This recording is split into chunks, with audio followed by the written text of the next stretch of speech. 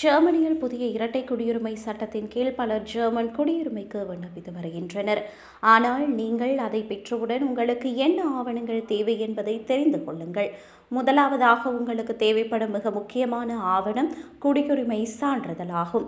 நீங்கள் ஒரு ஜெர்மன் குடிமகன் என்பதை இது நிரூபிக்கிறது. ஜெர்மன் கடவுச்சீட்டு மற்றும் அடையாள அட்டைக்கு விண்ணப்பிக்க உங்களுக்கு இது தேவைப்படும். ஜெர்மன் கடவுச்சீட்டு உலகின் மிகவும் சக்தி வாய்ந்த கடவுச்சீட்டுகளில் ஒன்றாகும். இதனை வைத்து நீங்கள் பல நாடுகளுக்கு விசா இல்லாமல் செல்ல முடியும்.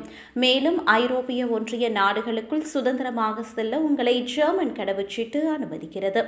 அடுத்த முக்கிய ஆவணம் ஜெர்மன் அடையாள அட்டையாகும். ஜெர்மனியர்கள் எப்போதும் குறைந்தபட்சம் ஒரு அதிகாரப்பூர்வ அடையாள அட்டையை வைத்திருக்க வேண்டும்.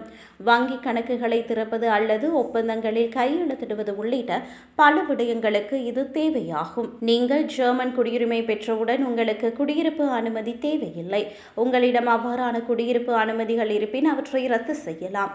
வாக்களிக்கும் உரிமை மூலம் உள்ளூர் அதிகாரம் உங்களை ஒரு ஜெர்மன் குடிமகனாக பதிவு செய்யும்.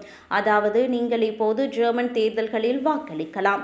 இது தொடர்பான உதவிகளுக்கு குடிமக்கள் அலுவலகத்தை நாட முடியும் என்பது குறிப்பிடத்தக்கது.